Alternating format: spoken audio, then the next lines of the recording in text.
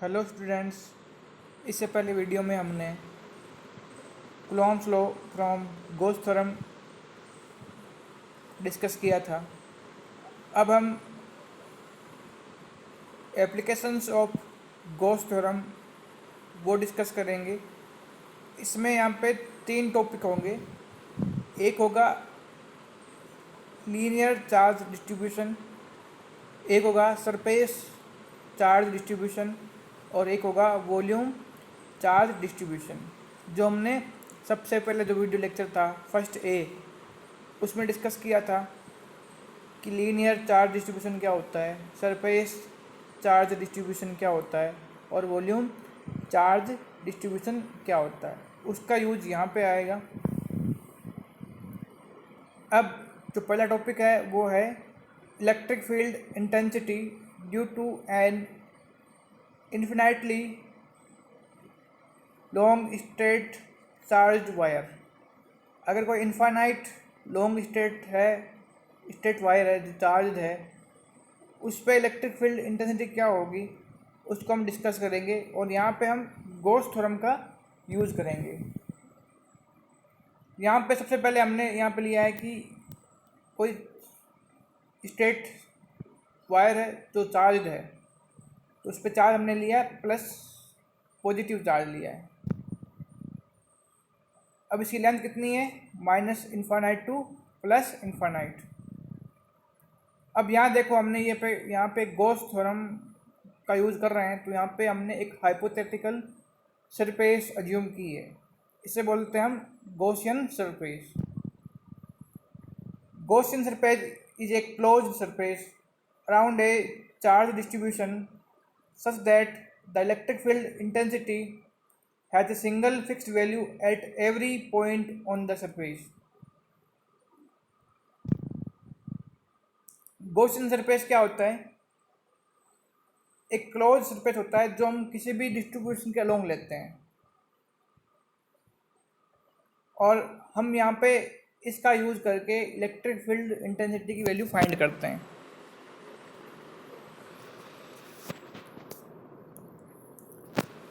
हमने यहाँ पे जो ये गॉसियन सरफेस जो माना है वो कैसा है, सिलेंडर है। 3D में कैसा है, सिलेंडर है। तो इसकी रेडियस r होगी और लेंथ हमने ली है यहाँ पे l। अब देखो हम क्या करेंगे, हम यहाँ पे 3 सरफेस अज्यूम करेंगे। 3 सरफेस अज्यूम करेंगे। एक तो सरफेस ये रही, यहाँ पे हमने लिया छोटा सा एलिमेंट ds वेक्टर किस तरह होगा, हमने पहले भी बात की थी कि जिस एरिया की हम बात कर रहे हैं, जिस सरफेस की बात कर रहे हैं, उसके परपेंडिकुलर और बाहर की ओर। अब बताओ इलेक्ट्रिक फील्ड इंटेंसिटी बाहर क्यों होगी? भाई इस चार्ज से जो इलेक्ट्रिक फील्ड होगा वो हमेशा क्या होगा, इधर होगा या इधर होगा, बाहर की तरफ। पॉजिटिव चार्ज है तो यहाँ से जो डिस्ट्रीब्यूशन होगा वो क्या होगा, आउटवर्ड द वायर, बाहर की तरफ। क्या होगा, हमेशा परपेंडिकुलर होगा। अगर इस वायर की बात करें हम, तो इसके वायर के परपेंडिकुलर हमेशा इस तरफ होगा इलेक्ट्रिक फील्ड इंटेंसिटी की डायरेक्शन। तो इस सरफेस के लिए इलेक्ट्रिक फील्ड किस तरफ होगा, ऐसे होगा। अब दूसरा सरफेस लिया हमने बी, तो यहाँ पे है। इसके लिए ds वेक्टर हम जानते हैं कि perpendicular and outside of the surface. इसके लिए अगेन इलेक्ट्रिक फील्ड इंटेंसिटी बाहर की तरफ, ये होगी डायरेक्शन, मतलब इलेक्ट्रिक फील्ड इंटेंसिटी की। अब हमने एक और लिया है सरफेस, छोटा सा एलिमेंट सी। तो सी का ds वेक्टर हमेशा आउटसाइड ऑफ द सरफेस और परपेंडिकुलर टू द सरफेस। अब इसी के अलोंग इलेक्ट्रिक फील्ड की डायरेक्शन होगी।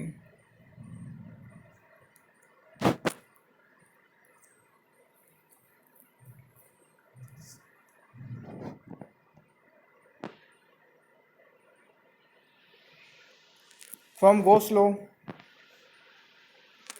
हम जानते हैं phi E flux equal to integration E vector dot D S equal to Q upon epsilon naught. Q यहाँ पे टोटल नेट चार्ज है अब हम यहाँ फ्लक्स की बात करेंगे। तो फ्लक्स इसकी वैल्यू फाइंड करने के लिए हम जानते हैं, हमने 3 सरफेस लिए हैं तो तीनों का अलग अलग फाइंड करना पड़ेगा।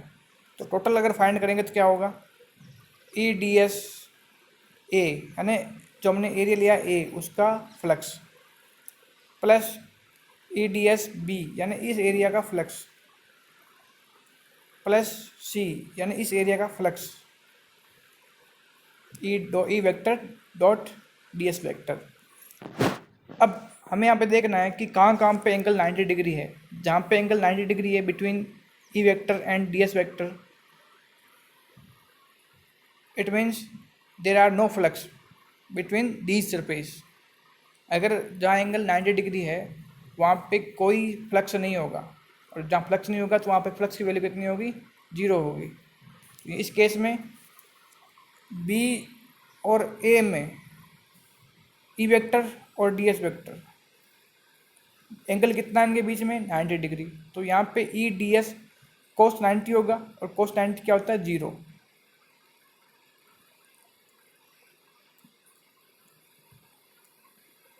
जबकि इस केस में क्या होगा, सी वाले केस में दोनों एक इस डायरेक्शन में है यानी एंगल 0 डिग्री होगा। तो ये जो होगा 0 हो जाएगा, ये 0 हो जाएगा, बचेगा क्या केवल सी वाला ई डी एस कोस 0 और कोस 0 1। तो इक्वल टू क्या आएगा, ई डी एस सी। और ई की वैल्यू क्या है, कांस्टेंट है, तो कांस्टेंट बाहर निकालते हैं और इंटीग्रेशन अलोंग द सी और डी एस करते हैं। अब देखो सी यहाँ पे हमने जो लिया है वो इसके कर्व पार्ट का पोर्शन है। भाई सिलेंडर देख के हम तो ये तो क्या हो गए, दोनों बेस हो गए, ये दोनों बेस हो गए, ये और ये दोनों बेस हो गए। और जो बाकी जो बचता है, बाकी इसका बचता है कर्व पार्ट, जो उसका कर्व पार्ट होता है। तो हमें इस कर्व पार्ट का क्या चाहिए, सरफेस एरिया चाहिए। और हमें फॉर्मूला पता होना चाहिए कि किसी भी surface area of surface of the cylinder is 2 pi R L, और आर यहाँ पे रेडियस है, एल यहाँ पे डिस्टेंस है। तो ये फॉर्मूला होता है किसी भी सिलेंडर का, हमें अगर सरफेस फाइंड करना है, कर्व्ड सरफेस फाइंड करना है, तो 2 पाई आर एल। इसका मतलब डी एस की वैल्यू कितनी हो जाएगी, यहाँ पे 2 पाई आर एल हो जाएगी, ई इंटू 2 पाई आर एल। ये 2 पाई आर एल फॉर्मूला होता है किसी भी सिलेंडर के कर्व्ड सरफेस का एरिया फाइंड करने का। अब देखो ये वैल्यू हम पुट अप करेंगे यहाँ पे इस फॉर्मूले में। तो इस फॉर्मूले में इसकी वैल्यू कितनी आ गई, ई, इसकी वैल्यू आ गई अपने पास ई 2 पाई आर एल, और इस किसके बराबर है, क्यू अपॉन एप्सिलॉन नॉट के। तो हम अगर फॉर्मूले पुट करते हैं तो हमारे पास वैल्यू कितनी आ गई, Q upon epsilon naught equal to क्या होगा,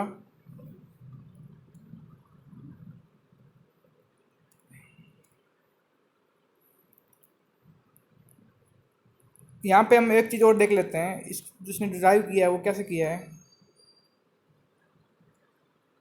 देखो Q इक्वल टू हम जानते हैं linear charge density lambda equal to क्या होता है, Q अपॉन एल होता है। हमें चाहिए Q की वैल्यू, तो Q इक्वल टू क्या जाएगा, लेमडा एल हो जाएगा। Q इक्वल टू क्या जाएगा, लेमडा एल हो जाएगा। Q इक्वल टू हो जाएगा लेमडा एल। हम जानते हैं फ्लक्स इक्वल टू क्या होता है, Q अपॉन एप्सिलॉन नॉट होगा। तो Q की वैल्यू कितनी हो गई, लेमडा एल। तो अगर हम बात करें, अगर हम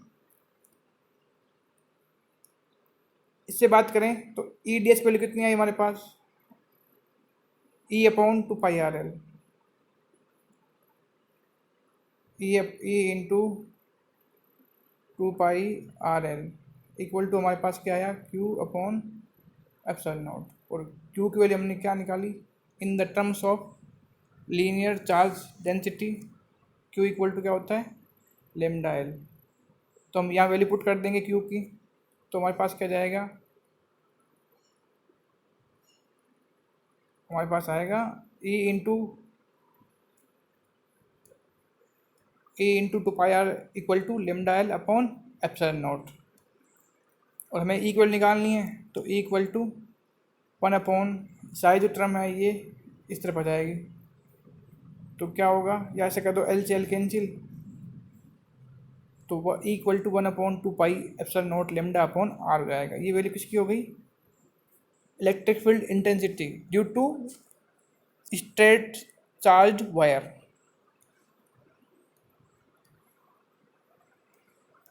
अगर हम इसको के की टर्म में फाइंड करें, ये वैल्यू किसकी है, के की, तो हम इसको लिख सकते हैं A equal to 1/2 into 2 pi epsilon naught into 2 lambda L upon are.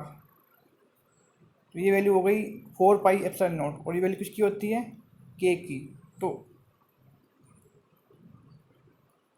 E equal to क्या हो गया, E इक्वल टू हो गया के 2 लेमडा अपॉन आर हो गया। जैसे कर दो 2 लेमडा अपॉन आर हो गया। 2 कांस्टेंट है, के कांस्टेंट है, लेमडा कांस्टेंट है, क्योंकि हमने जो लिया है वो यूनिफॉर्म चार्ज डिस्ट्रीब्यूशन लिया है, तो लेमडा भी कांस्टेंट रहेगा, के कांस्टेंट है ही, 2 कांस्टेंट है। तो इलेक्ट्रिक फील्ड इंटेंसिटी ओनली किस पे डिपेंड करती है, ओनली डिपेंड करती है आर पे, और ये ई प्रोपोर्शनल तो क्या हो गया 1/r हो गया। और 1/r का मतलब ये यहाँ पे ये है कि अगर आर बढ़ती है तो इलेक्ट्रिक फील्ड इंटेंसिटी कम होती है।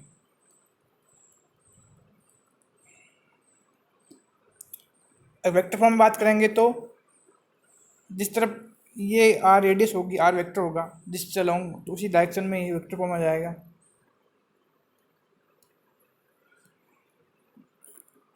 The direction of the electric field intensity is radially outward from the positive line charge.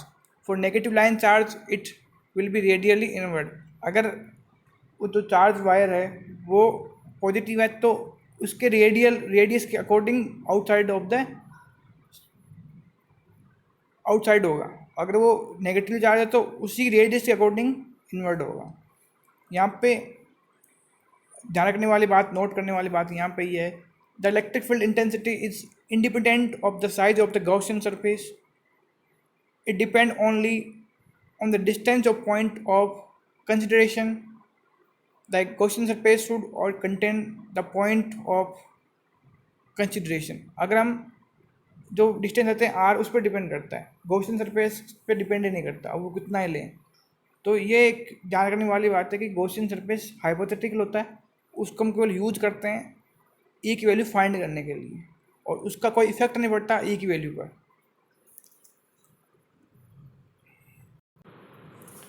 अब हमारा जो अगला टॉपिक है वो है electric field intensity due to an infinitely long thin plane sheet of charge. पहले हमने बात की थी लीनियर चार्ज डिस्ट्रीब्यूशन की, अब हम बात करेंगे सरफेस चार्ज डिस्ट्रीब्यूशन की। तो जब बात करेंगे सरफेस की तो वहाँ पे सीट आएगी, वहाँ पे एक वायर था, यहाँ पे अब सीट आएगी। तो ये हमने मान ली कि कोई सीट है पॉजिटिव चार्ज इस पर डिस्ट्रीब्यूटेड है, सिग्मा हमने इसको बोल दिया। यहाँ पे सिग्मा क्या बोला है, सिग्मा यहाँ पे है सरफेस चार्ज डिस्ट्रीब्यूशन। और हमने यहाँ पे जो लिया है ये क्या है, ये एक सिलेंडर लिया है कि हम यहाँ पे जूम करेंगे कि इस सिलेंडर में चार्ज डिस्ट्रीब्यूशन है वो क्या है, क्यू है, वो radius R, length L. The field lines remain straight parallel and uniformly spaced. यहाँ पे ध्यान रखने वाली बात है कि जो फील्ड लाइन्स होती है वहाँ पे स्ट्रेट होती है और पैरेलल होती है और यूनिफॉर्मली स्पेस्ड होती है, क्योंकि हमने यहाँ पे जो माना है वो डिस्ट्रीब्यूशन कैसा है, यूनिफॉर्म चार्ज डिस्ट्रीब्यूशन है। अब देखो यहाँ पे ये जो सरफेस एरिया है सिलेंडर का, और यहाँ पे इलेक्ट्रिक फील्ड इस चार्ज के साथ होगा, बाहर होगा, इस तरफ होगा, इस तरफ होगा। पहले किस तरफ था, ऊपर की तरफ, क्योंकि वो जो डिस्ट्रीब्यूशन है वो क्या था, वर्टिकली था। अब ये ये वर्टिकली वो हॉरिजॉन्टल था, तो ये वर्टिकली मतलब इस तरफ है, तो पॉजिटिव से यहाँ से बाहर निकलेगा, इस तरफ होगा, इलेक्ट्रिक फील्ड इंटेंसिटी डायरेक्शन इस तरफ होगी, दोनों तरफ। पॉजिटिव का मतलब दोनों तरफ बाहर ही निकलेगी। और हमने यहाँ पे डी एस लिया है और ई वेक्टर इस तरफ लिया है, और सी लिया है, वही कर्व सरफेस पे एलिमेंट लिया है, और डी एस इस तरफ है, तो इलेक्ट्रिक फील्ड इंटेंसिटी डायरेक्शन किस तरफ होगी, इस तरफ होगी। वही गॉस थ्योरम यूज करेंगे हम, phi E equal to integration E vector dot D S equal to Q upon epsilon naught. ये अकॉर्डिंग टू गॉस थ्योरम है। तो हम सबसे पहले क्या करेंगे, हम इसकी वैल्यू फाइंड करेंगे, integration E dot D S की। वही तीन कंडीशन यहाँ पे, तीन सरफेस ए बी सी, और ए यहाँ पे देखो, ए में क्या है, ई वेक्टर और डी एस वेक्टर दोनों सेम डायरेक्शन में है। इसका मतलब एंगल कितना हुआ, 0 डिग्री, और कोस 0 1 होता है। इस केस में भी हमेशा ही होगा, दोनों सेम डायरेक्शन में है। तो क्या होगा, ई वेक्टर और डी एस वेक्टर दोनों सेम डायरेक्शन में, कोस 0 अगेन 1। लेकिन इस केस में क्या होगा, इस केस में दोनों परपेंडिकुलर टू ईच अदर है, तो कोस 90 और कोस 90 0 होता है। तो अगर हम सोल्व करते हैं इसको, कोस 0 हो गया, बी के लिए भी कोस 0 होगा, लेकिन सी के लिए कोस 90 होगा। तो कोस 90 0 होता है, तो सी वाली वैल्यू यहाँ पे 0 हो गई। तो टोटल क्या बच्चे हमारे पास, दो टर्म बची, ए और बी। लेकिन ए और बी के लिए क्या होगा, वैल्यू सेम होगी, कोस 0 1 1, तो E D S plus E D S तो हो जाएगा 2 ई डी एस। इंटीग्रेशन तो आएगा ही, और 2 भी कॉन्स्टेंट है, ई भी कॉन्स्टेंट है, तो बाहर निकाला तो 2 ई बाहर आ गया, और डी एस इंटीग्रेशन हो गया। अब डी एस की वैल्यू हमें फाइंड करनी है। तो डी एस क्या है यहाँ पे, ये इसका बेस का एरिया, और बेस का एरिया क्या होगा, पाई आर स्क्वायर, सिंपल सी बात है। तो डी एस की वैल्यू कितनी हो गई, पाई आर स्क्वायर। इस बेस का एरिया कितना होगा, सर्कल ही तो है, सर्कल का एरिया कितना होता है, पाई आर स्क्वायर। तो 2e into pi R square, ये किसकी वैल्यू हो गई, ये ई डी एस की वैल्यू हो गई। अब हमें चाहिए q अपॉन एप्सिलॉन नॉट की value in terms of charge distribution. तो यहाँ पे कौन सा है, प्लेन चार्ज डिस्ट्रीब्यूशन है, तो उसका हम यूज करेंगे। तो q upon epsilon naught into, हम जानते हैं सिग्मा इक्वल टू क्या होता है, q अपॉन ए, q अपॉन ए। लेकिन एरिया कौन सा है यहाँ पे, उस बेस का एरिया, तो क्या होगा, ए इक्वल टू क्या हो जाएगा, पाई आर स्क्वायर। तो क्या होगा, पाई आर स्क्वायर हो गया, और क्यू इक्वल टू क्या हो जाएगा, sigma into pi R square. तो क्यू की वैल्यू क्या आ गई हमारे पास, क्यू की वैल्यू आ गई सिग्मा पाई आर स्क्वायर, और ये वैल्यू हम पुट करेंगे उस फॉर्मूले में अकॉर्डिंग टू गॉस थ्योरम। तो Q upon epsilon naught equal to क्या हो जाएगा, sigma pi R square upon epsilon naught हो जाएगा, और ये वैल्यू यहाँ पे लिखी हुई है।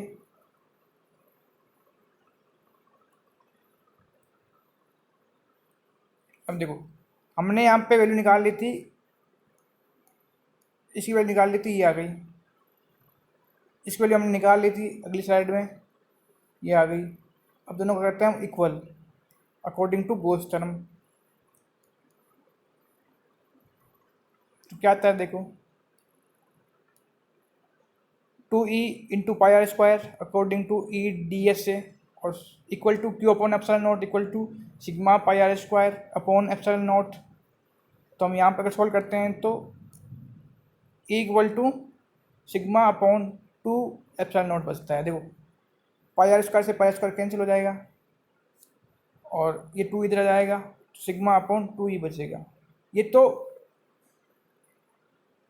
क्या है, यहाँ ध्यान रखने वाली बात यहाँ पे ये है कि जो ई की वैल्यू है वो किस पे डिपेंड करती है, किसी पे नहीं। सिग्मा भी कांस्टेंट है, एप्सिलॉन नॉट भी कांस्टेंट है, और 2 भी कांस्टेंट है। इसका मतलब ये डिस्टेंस पे डिपेंड नहीं करती, ये सब जगह यूनिफॉर्म होती है। और वेक्टर फॉर्म में लिखेंगे तो हम क्या करेंगे, यहाँ पे एल वेक्टर लिखना पड़ेगा, क्योंकि एल वेक्टर क्यों, क्योंकि इसकी डायरेक्शन कैसी होती है, लेंथ के अलोंग होती है। पहले थी रेडियस के अलोंग, अब होगी लेंथ के अलोंग। तो यहाँ पे हम लिखेंगे एल कैप।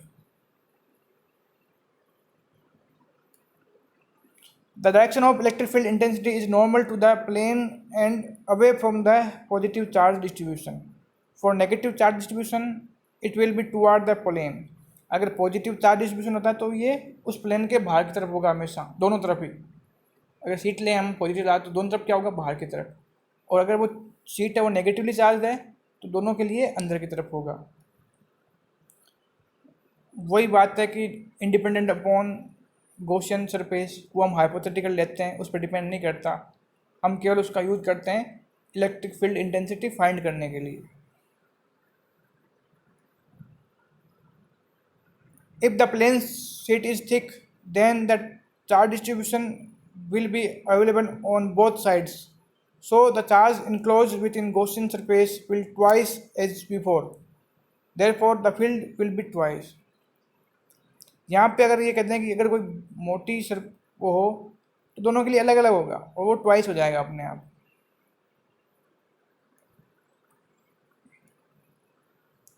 और अब देखो इसको हम कैसे सॉल्व करें, इसको हम ऐसे सॉल्व करेंगे, देखो ये वैल्यू कैसे आई। अब देखो ये कंडीशन ये है कि ये तो हमने एक सीट ली है, हम यहाँ पे 3 केस डिस्कस करेंगे, मैं केवल एक केस डिस्कस करूँगा, बाकी 2 केस तुम्हें खुद सॉल्व करने हैं और तुम मुझे बताओगे कि वैल्यू कितनी आएगी किसके लिए। केस फर्स्ट यहाँ पे देखो, हम यहाँ पे 2 सीट लेंगे, एक लिए हमने सिग्मा 1 से, एक लिए हमने सिग्मा 2। अब देखो हम यहाँ पे 3 पॉइंट डिस्कस करेंगे, एक तो इसके इस साइड में, मतलब left side of the surface 1, और एक पॉइंट हम डिस्कस करेंगे इस साइड में, right side of the surface 2, और अब एक केस हम डिस्कस करेंगे, इसके बीच में एक पॉइंट होगा जो बिटवीन टू प्लेन या टू प्लेन शीट्स। यहाँ पे 3 पॉइंट डिस्कस करेंगे हम हर केस के लिए। पहली कंडीशन क्या है, सिग्मा 1 ग्रेटर देन सिग्मा 2, यानी सिग्मा 1 ग्रेटर देन सिग्मा 2 है, दोनों पॉजिटिव चार्ज हैं लेकिन दोनों सीट की वैल्यू अलग अलग है चार्ज की, या सरफेस चार्ज डिस्ट्रीब्यूशन दोनों का अलग अलग है। तो क्या होता है देखो, रीजन फर्स्ट हमने यहाँ पे 3 रीजन में डिवाइड किया, रीजन सेकंड और रीजन थर्ड। अब देखो रीजन फर्स्ट के लिए बात करें हम, रीजन फर्स्ट के लिए अगर हम कोई पॉइंट लें, हम बताओ क्या होगा, इस प्लेन शीट के लिए यहाँ पे इलेक्ट्रिक फील्ड इंटेंसिटी क्या होगी, आउटसाइड द ऑफ सरफेस इधर तरफ होगी।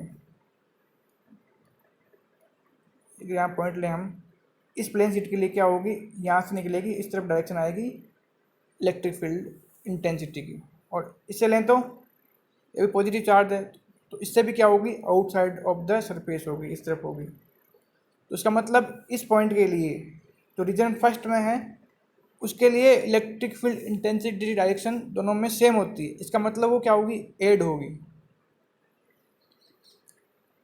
समझ में आना चाहिए ये बात कि अगर हम यहाँ पे कोई पॉइंट लें, हम जानते हैं कि अगर कोई प्लेन शीट पॉजिटिवली चार्ज है तो उसके दोनों ओर जो पॉइंट होते हैं, point between both side the direction of electric field outward the surface, उस सरफेस से बाहर निकलती हुई होती है। तो अगर हम बात करें इस पॉइंट रीजन फर्स्ट में, तो इसके लिए जो वैल्यू होगी वो किस तरफ होगी, इस तरफ होगी इलेक्ट्रिक फील्ड, इसके लिए भी इस तरफ है, दोनों सेम, दोनों के एक साइड में है तो भी क्या होगी, इस तरफ होगी। तो दोनों का एडअप हो जाएगा, यहाँ पे दोनों का सम हो जाएगा इस रीजन फर्स्ट के लिए। तो सेम ऐसा इसमें होगा रीजन थर्ड में भी, क्योंकि ये भी पॉइंट इन दोनों का एक साइड में है, इसके भी इस साइड में और इसके भी इस साइड में, तो दोनों के लिए आउटवर्ड होगी डायरेक्शन ऑफ इलेक्ट्रिक फील्ड, तो इस पॉइंट के लिए भी दोनों का एडिशन हो जाएगा। लेकिन अब जो मेन पॉइंट है वो है रीजन सेकंड। अब रीजन सेकंड में अगर पॉइंट लें हम, कोई यहाँ पॉइंट लिया मान लो कोई, अब दोनों के बीच में इस शीट के लिए इस तरफ होगा इलेक्ट्रिक फील्ड बाहर की तरफ, और इसके लिए क्या होगा, इस तरफ होगा इसके बाहर की तरफ। तो बीच वाले पॉइंट पर दोनों की डायरेक्शन अलग अलग हुआ है, अपोजिट है। तो अब वैल्यू किसकी आएगी, जो ग्रेटर है उसकी वैल्यू आएगी। तो ग्रेटर यहाँ पे कौन सा है, सिग्मा 1 ग्रेटर देन सिग्मा 2 है। तो अब इसकी वैल्यू हम कैसे फाइंड करेंगे, देखो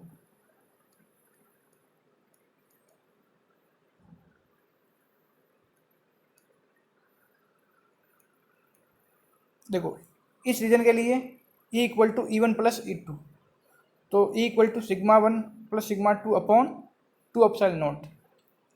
भाई पहले के लिए होगा सिग्मा 1 अपॉन 2 एप्सिलॉन नॉट, दूसरे के लिए क्या होगा सिग्मा 2 अपॉन एप्सिलॉन नॉट। दोनों को ऐड करेंगे तो सिग्मा 1 प्लस सिग्मा 2, और इसमें न्यूमरेटर में दोनों सेम है तो 2 एप्सिलॉन नॉट हो जाएगा।